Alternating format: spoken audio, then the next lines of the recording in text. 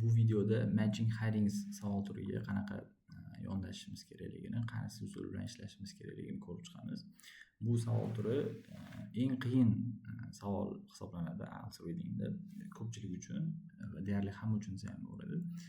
Bu savolni yaxshi ko'proq topish uchun eng birinchi o'rinda tushunish darajamiz kerak bo'ladi. Ya'ni o'sha har doim hamma savol turlarini ko'rib chiqayotganda aytgan reading comprehension kerak bo'ladi va ikkinchi o'rinda informatsiyani eslab qolishimiz kerak bo'ladi. Ya'ni biz bitta paragrafni to'liq o'qigan paytimizda bu yerda berilgan informatsiyani eslab qolishimiz bu yoqda list of headings ichida, ya'ni sarlavhalar ichida to'g'ri javobni topishimizga ko'proq yordam beradi. Ko'pchilik bu savolni ishlayotgan paytda birinchi gapni o'qish kerak va oxirgi gapni o'qish kerak degan narsani aytadi. Bu narsa ba'zi holatda ishlashiga qaramasdan o'zi umumiy olganda noto'g'ri hisoblanadi. Chunki heading bu sarlavha degan ma'noni bildiradi. Ya'ni butun o'sha bitta paragrafda berilgan informatsiyalarni yig'indisi va unga qo'yilgan sarlavhani topishimiz kerak bo'ladi. Ba'zida to'g'ri kelib qolishi mumkin o'sha birinchi gap bilan, ya'ni topic sentence deyiladi birinchi gap, lekin har doim ham bu narsa to'g'ri kelmaydi. Agar nechta savol bu yerda bor hozir ko'raylik. 8 ta savol berilibdi. O'sha 8 ta savoldan 8 tani hammasini topaman degan o'quvchiga bu variant umuman ishlamaydi.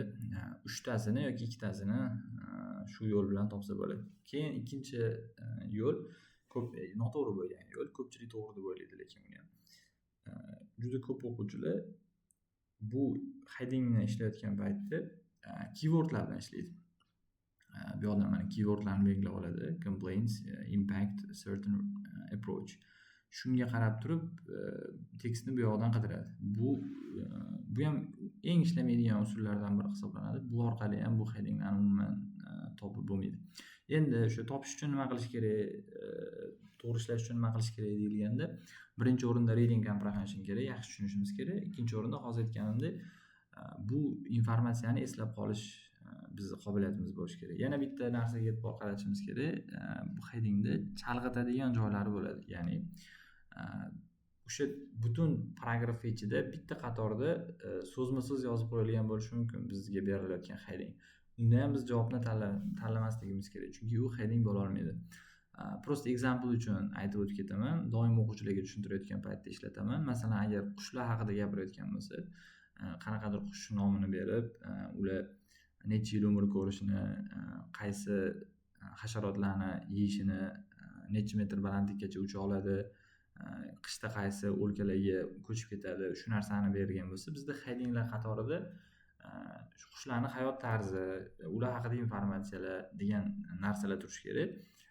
Lekin qushlarning ovqatlanishi, uchishi degan informatsiyalarni biz tanlay olmaymiz headingga umuman, chunki u bitta paragrafda berilgan bitta detalli informatsiya hisoblanadi. Biz butunlay heading, ya'ni sarlavha tanlashimiz kerak bo'ladi.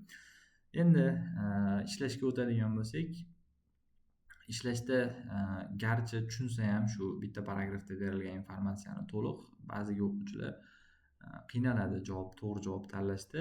Shu uchun nima qilish kerakligini tushuntirib o'tib ketaman. Birinchi o'rinda bu narsaga bitta yo'nalish beraman, keyin ishlashni boshlayman. Paragrafni o'qish kerak.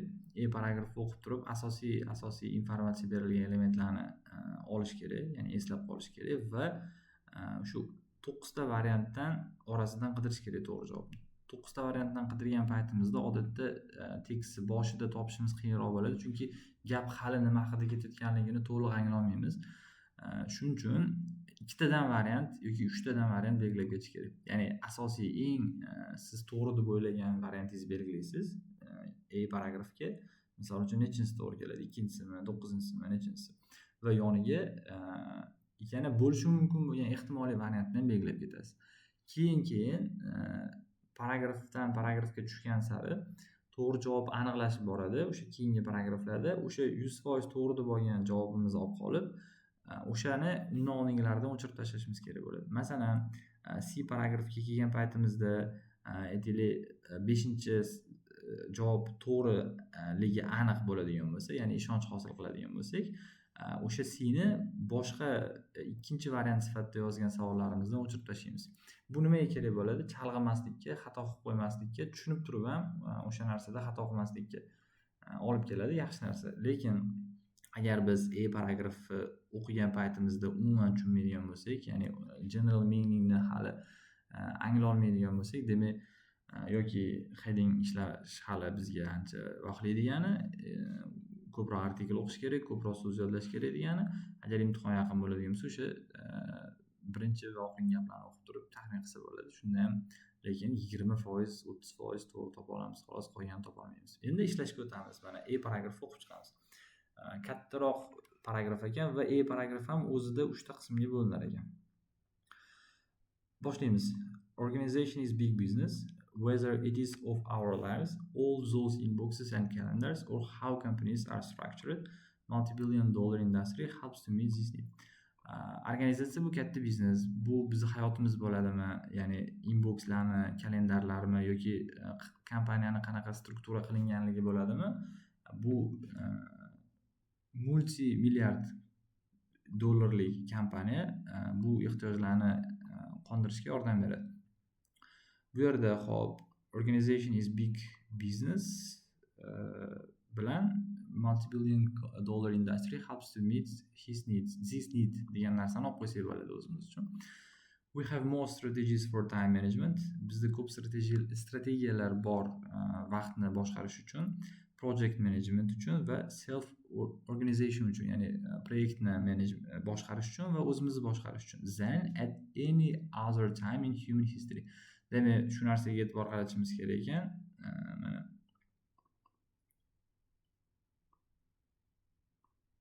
ya'ni bizda hozir ko'proq strategiyalar bor ekan, har xil ishlarni bajarish uchun. Butun insoniyat tarixidagi liboy vaqtga qaraganda, demak, hozir o'sha narsa ko'proq ekan. Hozir bizda shu narsaga shans ko'proq va imkoniyat ko'proq ekan. We are told that we ought to organize our company, our home, our week, our day and 7 hours sleep. Shu even hours sleep bo'lish kerak, ma'nosi o'rganadi. All as a means to becoming more productive. Demak, bizga har doim aytishadi, we ought to organize. Biz boshqarishimiz kerak, biz kompaniyamizni, uyimizdagi hayotimizni, haftamizni, kunimizni va hattoki uyqumizni ham boshqarishimiz kerak, ko'proq produktiv bo'lish uchun. Demak, produktivroq bo'lish uchun bizga har doim aytishar ekan, bu narsalarni organize qilish kerak, manage qilish kerak deb turib. Every week, countless seminars and workshops take place around the world to tell a paying public that they ought to structure their lives in order to achieve this. Har hafta juda ham ko'p miqdordagi seminarlar, workshoplar dunyo bo'yicha sodir bo'ladi. Ularning maqsadi o'sha pul to'layotgan publikka qanaqa qilib o'zlarini hayotini productivityga erishish uchun strukturalashni o'rgatadi. Ularning maqsadi deyapti. This bitta reference ma'nosida kelgan. More productive degan narsani izohlab kelyapti. Endi this rhetoric has also crept into the thinking of business leaders and entrepreneurs, much to the delight of self-proclaimed perfectionists with the need to get everything right. Demak, bu retorika biznes liderlarni va tadbirkorlarni fikrini qozonar ekan va o'z-o'zini dan qoniqadigan perfectionist bu o'sha hamma narsani mukammallikka intiladigan odamlar uchun bu narsa zavq olib kelar ekan.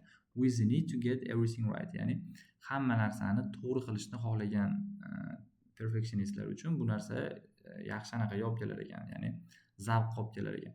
The number of business schools and graduates has massively increased over the past 50 years, essentially teaching public how to organize work. Endi biznes skullar va bitiruvchilarning soni juda ham o'sib ketibdi. Oxirgi 50 yilda qanaqa qilib o'sha boshqarish haqida odamlarni o'rgatadigan, ya'ni biznes skullar va bitiruvchilarning soni o'sib ketibdi. Endi biz nima general informatsiya oldik? Organizatsiya bu katta biznes ekan. Kalendarlar, inboxlar, bizning hayotimiz hammasi struktura qilinishi kerak degan ma'noda va bizda hozirgiga qaraganda seminarlar ko'p, hamma produktiv bo'lish uchun bizga o'zimizni boshqarishni, haftamizni, kunimizni boshqarishni aytib turadigan narsalar ko'p ekan. Hop, endi qidiramiz variantlarning ichidan complaints about impact of certain approach. Certain approach bu yerda umuman kelmadi hali. Buni yo'q desak bo'ladi, lekin olib ketdim. Highlight qilib keyingi paragraflarni o'qiganimizda yordam berishi mumkin bu narsa. Keyingisi fundamental beliefs that are in fact incorrect. Fundamental anaqalar, fikrlar, ya'ni o'sha keng tarqalgan basic fikrlar qaysiki aslida noto'g'ri. Early recommendations concerning business activities, ya'ni business activitylar haqidagi early recommendations, ya'ni o'sha dastlabki tavsiyalar. Organizations that put a new approach into practice. Yangi g'oyani, yangi yo'nalishni amalga oshirgan, tatbiq qilgan organizatsiyalar degan narsa bu ham yo'q, hali berilmadi umuman. Companies that have suffered from changing their approach. Approachni change qilish haqida hech narsa aytilmagan va approachni change qilib turib suffer qilganligi haqida ham kompaniyalarning hech narsa aytilmagan. What people are increasingly expected to do. Odamlar juda ham ko'p ravishda nima qilishi kutiladi degan narsa. Mana shu juda yaqin kelyapti javobga. Increasingly expected to do bu o'sha ya'ni ommalashib ketgan, o'sha nima qilishini kutishi ommalashib ketgan deyapti. Ya'ni bu yerda mana hozir bizni hammamiz mana we are told that we ought to organize our company. Bizga har doim aytishadi, kompaniyamizni, haftamizni, kunimizni organizovat qilishimiz kerak, ko'proq produktiv bo'lish uchun degan narsa boshidan oxirigacha qarab ketyapti. Faqat shu haqida gap ketyapti. Shuning uchun 27-savolli javobi 6 bo'lishiga topdik mana 6 bo'lishini. Endi biz bu yerda yozib qo'ysak bo'ladi. Yana qolgan variantni ham o'qib turib. How to achieve outcomes that are currently impossible. Hozir imkoniyati yo'q bo'lgan natijalarga qanaqa qilib erishsa bo'ladi.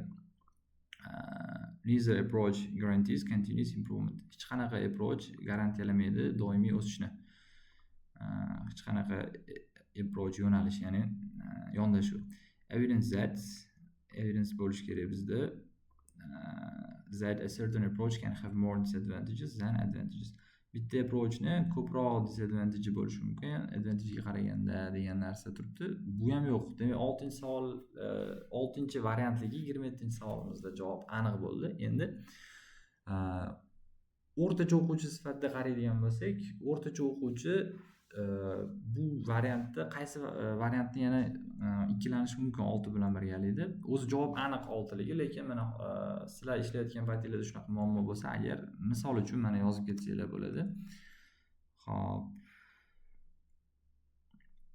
Aytaylik 7 ni to'g'ri deb o'ylashi mumkin ba'zi o'quvchilar. Mana yoniga 7 deb yozib ketish kerak. Va men bu paperda ishlayotgan paytda 6 ni dumaloqga olib qo'yaman. Ya'ni men 6 ga ko'proq ishonaman, to'g'ri bo'lishiga agar ikkalansam, bo'lmasa qolaveradi. Mana hozir shunda biz ikkita variantni belgiladik. Va men 6 ni tagiga chizib qo'ydim. Bu yerda 7 degandik. 6 ni tagiga chizib qo'ydim, chunki men 6 ni to'g'riligiga ishonaman. Shuning uchun. Endi B variantga o'tamiz. B variantda, hop, ironically, however, the number of businesses that failed has also steadily increased. Ya'ni muvaffaqiyatsizlikka uchragan bizneslar ham o'sdi. Lekin shunchalik, ya'ni biz harakat qilsak ham, yaxshiroq productivityni oshirishga harakat qilsak ham, yaxshiroq organize qilishga harakat qilsak ham, demak, fail bo'lgan bizneslarning soni ham ancha o'sibdi. Work related stress has increased. Ya'ni ish bilan bog'liq stress ham o'sibdi. Large proportion of workers from all demographics claim to be dissatisfied with the way their work is structured and the way they are managed. Shu yerda mana juda ham ko'p ishchilar, hamma kategoriyadan juda ham ko'p ishchilar, ya'ni hamma sohadan juda ham ko'p ishchilar claim to be dissatisfied with the way their work is structured. Norozi ular ishini qanaqa structure qilinganligidan va qanaqa boshqarilayotganligidan norozi ular. Demak, shunchalik harakat qilinsa ham, demak, juda ham ko'p ishchilar hamma sohalardan norozi ekan, ularni qanaqa boshqarishayotganligidan va ishlari qanaqa tuzilganligidan. This begs the question. Bu savol tug'diradi. What has gone wrong? Nima noto'g'ri ketgan? Ya'ni shunchalik harakat qilinsa ham nima uchun shunaqa? What is it that on paper the drive for organization seems a sure shot for increasing productivity, but in reality falls well short of what is expected. Demak, qisqacha ma'nosi o'sha organization uchun nimaga productivityni oshirishga mo'ljallangan narsa aslida kutilgandek narsani bermayapti. Ya'ni bu narsa fallga olib kelyapti deyapti. Ya'ni shu qanaqa qilib shunchalik norozichilik bo'lyapti degan ma'noda kelgan. Endi mana B variantga heading qidiramiz. Birinchi variantda complaints about the impact of certain approach. Mana shu yerda biz e'tibor qaratadigan bo'lsak, complaint berilgan. Общий olib qaraganda complaint berilgan. Ya'ni this begs the question, bitta signal complaintga va ikkinchi signal mana large proportion of workers from all demographics claim to be dissatisfied, ya'ni ular norozi shu ishdan degan narsa berilgan. Endi bitta bu so'zni deb olmadik. Bu so'zni butun paragraf tushuntiryapti, lekin to'g'ri javob shuning uchun bir variant bo'ldi B ga. Birni belgilab qo'ysak bo'ladi. Endi qolganlarni ham tekshirib qo'yish kerak. Har bittasini mana 2 ni tekshirish kerak, 3 tekshirish kerak, 4 tekshirish kerak, 5 ni, 6 ni hammasini o'qib chiqish kerak. Bo'ldi. O'sha birni yoniga agar misol uchun qanaqadir javob bo'ladigan bo'lsa, shuni yozib qo'yish kerak. Mana misol uchun qo'ysak bo'ladi hozir bu yerda. Xo'p, nimaga bu negativ savollar tug'diryapti? Mana o'xshab ketadi. Misol uchun 8-ga mana this approach guarantees continuous improvement. Birinchi savol variant to'g'ri javob birligi aniq bo'lsa ham, kelinglar mana o'sha boyagi fikrimni to'liq tushuntirib bera qolay.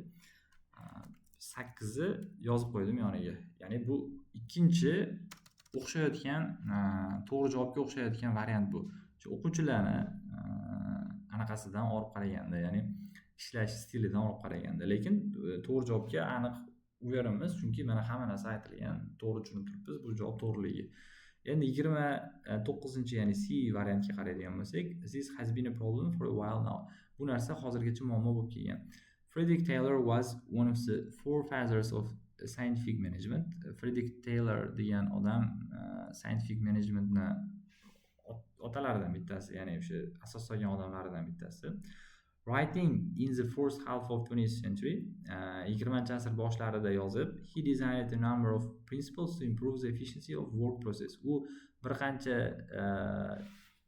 prinsiplarni dizayn qilgan, ish prosesini, anaqasini, effektivnessini oshirishga, which have since become widespread in modern companies. O'sha narsa hozir modern zamonaviy kompaniyalarda ommalashib ketdi. So the approach has been around for a while. Shuning uchun bu yo'nalish, bu approach hozirgi kunda amalda degan narsa bo'lyapti. Ya'ni 20-asrda o'sha Frederick Taylor degan odam bu narsaga birinchi marta asos solganligi haqida gap ketyapti. Shunga o'xshagan variant bor edi bizda. Mana early recommendations, ya'ni dastlabki tavsiyalar, business activity bo'yicha dastlabki tavsiyalar. Mana o'sha 20-asrda bu odam o'sha narsani boshlaganligi, sekin-asta yozganligi kitoblarda va bundan keyingi qismda hozirgacha shu narsa ishlatib kelayotganligi va mana work processni efficiency'sini oshirishda haqida yozganligi. Mana bu concerning business activitiesga to'g'ri keladi. Ya'ni o'sha narsa berilgan. Biz yana e'tibor beringlar, keyword orqali topmayapmiz. Biz общий ma'nosini qidirib turib, shunga qarab izlayapmiz. Agar keyword orqali bu narsani javobini topishga harakat qilganimizda juda qiyin bo'lardi bu narsani javobini topish. Demak, 3-savol, 3-variant to'g'ri bo'ldi C ga. Bo'ldi. Bu 3 turaveradi endi. To'g'ri javob bo'lib turib. Chunki bu aniq, bunda endi shubha bo'lishi mumkin emas, umuman qiyin. Endi D variantga qaraydigan bo'lsak, hop. New research suggests that, yangi research aytadiki, ya'ni oshkor qildiki, this obsession with efficiency is misguided. Demak, juda mukkasidan ketib qolishlik efficiencyga bu to'g'ri talqin qilinmaydi, noto'g'ri narsa. The problem is not necessarily the management theories or strategies we use to organize our work. Muammo biz ishlatayotgan strategiyalarda yoki management nazariyalarida emas, it's a basic assumption we hold in approaching how we work. Biz qanaqa qilib ishga yondashishimizda degi keng tarqalgan fikrlarda. Here it is an assumption that order is a necessary condition for productivity. Tartib productivity uchun zarur holat hisoblanadi. This assumption has also fostered the idea that disorder must be detrimental to organizational productivity. Bu fikr shunaqa ideyani anaqa qiladiki, keltirib chiqaradiki, demak tartibsizlik bo'lsa, bu o'sha organizatsiyani, kompaniyani samaradorligiga minus ta'sir qilar ekan. Ya'ni detrimental bu salbiy ta'sir degani. Organizational productivity bu o'sha kompaniyani samaradorligi degani. The result is that natija shuki, businesses and people spend time and money organizing themselves for the sake of organizing. Demak, bizneslar va odamlar o'zlarini organize qilish uchun pul va vaqt sarflaydi. For the sake of organizing degani bu просто так organizing uchun degani. Ya'ni to'liq ma'nosini anglamasdan, to'liq o'sha narsaga harakat qilmasdan, shunchaki degani. Ya'ni nima desa bo'ladi? Bo'ldi, organize qilish kerak, tartib yo'lga qo'yish kerak deb turib, pul ham vaqt ham sarflayveradi, rather than actually looking at the end goal and usefulness of such an effort. Bu narsani foydaliligi va end goal bu oxirida keladigan target, ya'ni maqsadga e'tibor qaratish o'rniga просто for the sake of organizing, ya'ni shu narsa bilan shug'ullanadi, ya'ni shunchaki просто tak qiladi shu narsani degan ma'noda keldi. Endi masalan for the sake of tushunmaganlar bo'lsa, mana o'rtog'inglarni tug'ilgan kuni bo'lsa, tabriklash kerak bo'lsa, ko'pchilik for the sake of tabriklaydi. Ya'ni chin dildan emas, tushunib, anglab emasda, просто tak nimadir yozib qo'yadi, yoki yozilgan narsani kopirovat qilib tashlab qo'yadi, tipi shunaqa narsa. Endi mana variantlarga qaraydigan bo'lsak, birinchi variant уже chiqib ketdi. Yana bitta narsa mana esimga tushib qoldi hozir. Biz 100% u yorim bo'lgan javoblarimizni уже chiqarib olsak bo'ladi. Masalan, birinchi mana 3-variant deylik. Biz amin bo'ldik shu narsani to'g'riligiga, demak buni polniy javobdan chiqarib olsak bo'laveradi. Buni ya'ni umuman hisoblamasak bo'laveradi. Biz variantlarni qatoridan umuman bu narsani ishlatmasak bo'laveradi. Hop. Mana hozir bu chiqib ketdi variantlardan. Endi javob qidiramiz. Complaints about impact bu to'g'ri kelmaydi. Fundamental beliefs are in fact incorrect. Demak, shu fundamental, ya'ni asosiy tushunchalar qaysiki noto'g'ri bo'lgan. Yaqin keldi bu variantni olib turamiz, bo'lishi mumkin. Hozir aytganimdek, mana ikkita variant qilib ketamiz. Organizations that put a new approach into practice. Organizations, bitta hech qanaqa organizationsga duch kelmadik. Hali organizatsiyani nomi yoki boshqa qanaqa kelmadi. Companies that have suffered from changing their approach. Approach'ini o'zgartirgan kompaniyalar, o'zgartirishdan jabr ko'rgan kompaniyalar. Bu ham umuman to'g'ri kelmaydi. 6-savol buni boshqa variantga belgilaganmiz, to'g'ri kelmayapti. How to achieve outcomes that are currently impossible. Bu ham to'g'ri kelmaydi. Neither approach guarantees continuous improvement. Hech qanaqa approach doimiy anaqani improvementni ta'minlab bermaydi. Bu o'xshayapti. Ya'ni mana hamma anaqa shu muammolar kelib chiqdi. Ya'ni ko'p pul sarflayapti, ko'p vaqt sarflayapti, lekin hali ham o'sha for the sake of, ya'ni o'sha oxirgi natijani bilmasdan turib просто sarflashyapti degan ma'noda ham turibdi bu. Va bu narsa obsession bo'lib ketgan, ya'ni mukkasidan ketgan juda ko'pchilik anaqaga. O'sha narsani tartibni yaxshi yo'lga qo'yishga. Shuning uchun bo'lishi mumkin, bu ham olib turamiz variantga. Endi 9-anaqada evidence that a certain approach can have more disadvantages than advantages bo'lish kerak. Shu z emas, than bo'lish kerak. Endi mana e'tibor qaratadigan bo'lsak, 3 ta o'xshash variantimiz bo'ldi bizda. Ya'ni 3 ta biz variantimiz hozir bor. To'g'ri javob deb o'ylagan. Birinchisi fundamental beliefs are in fact incorrect. Ya'ni ko'pchilik tushunadigan ishonadigan fikrlar qaysiki faktga ko'ra noto'g'ri bo'lgan. Bu yerda nimaga bu to'g'ri bo'lishi mumkin? Chunki in fact incorrect bu aniq, ya'ni noto'g'ri bo'lishi mumkin faktga ko'ra deganda, mana bu yerda hozir new research, mana this obsession with efficiency is misguided, ya'ni mana o'sha dalil kelyapti-da, bu efficiency bilan obsession bo'lish, ya'ni mukkasidan ketish, bu misguided degani in fact incorrect degani. Endi fundamental beliefs bu o'sha asosiy tushungan, ya'ni ko'pchilik tushunadigan g'oyalar degani. Bu o'sha полный tekst boshidan oxirigacha shu g'oyalar haqida gapirgan. Endi hop, keyingi variantga o'tamiz.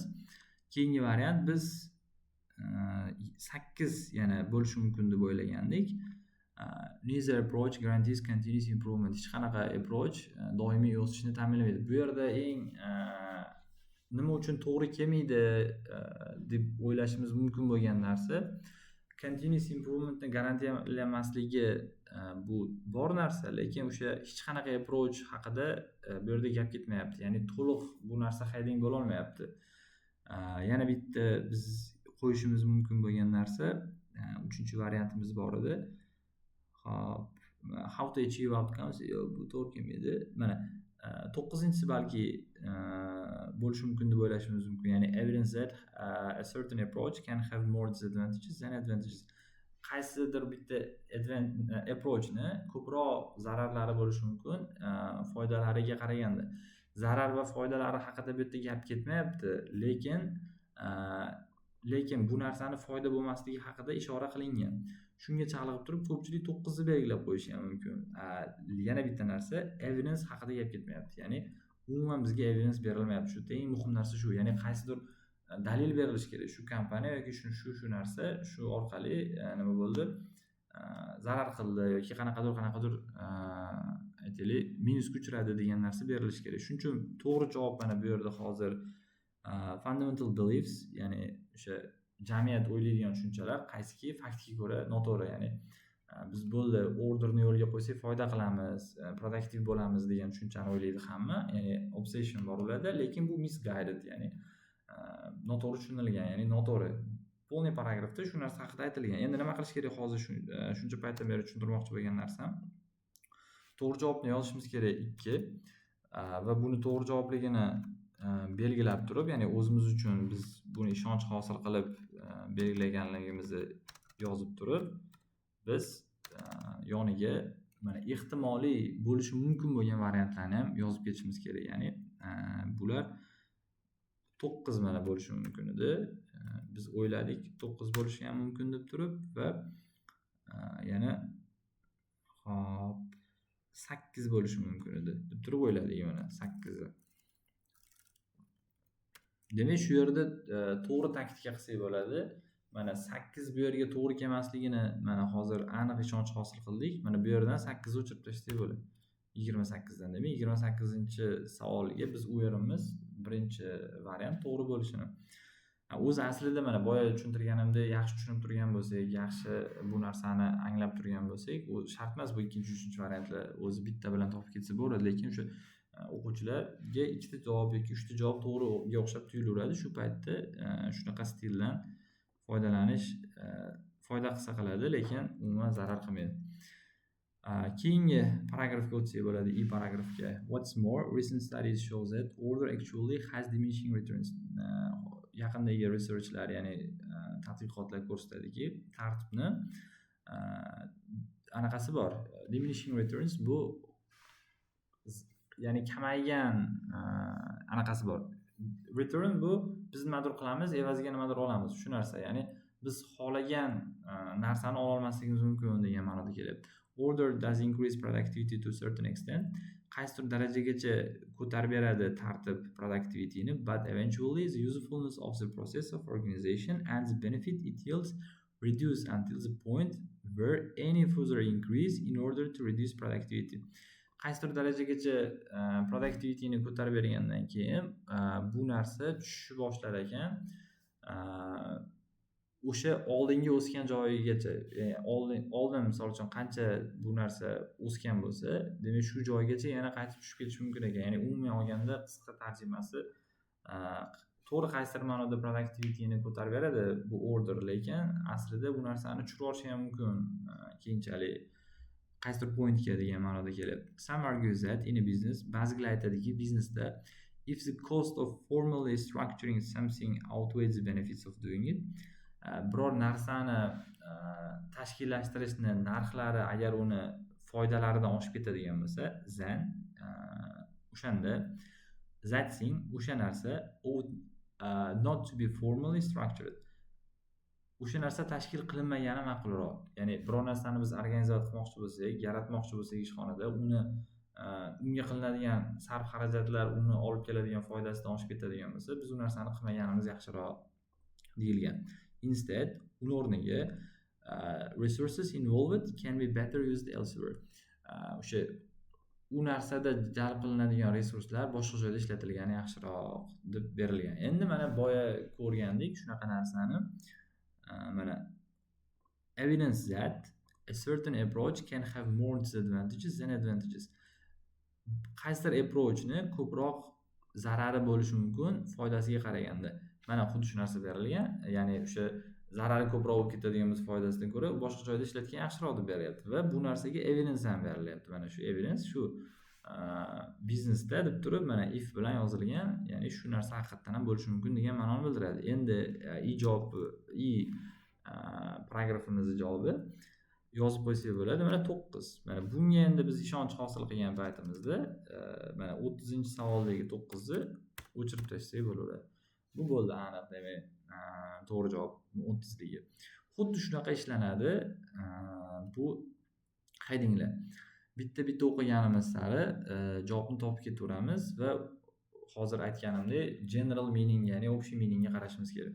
FM ishlab qo'ysak bo'ladi. In fact, research shows that when innovating, the best approach is to create an environment devoid of structure and hierarchy and enable everyone involved to engage as one organic group. Demak, research ko'rsatadiki, faktga ko'ra innovatsiya qilayotgan paytda eng zo'r approach bu shunaqa environment yaratish kerak ekanki, hammani bitta organik gruppa, ya'ni bitta oila desak bo'ladi, sifatida ish bajarishga undash kerak ekan.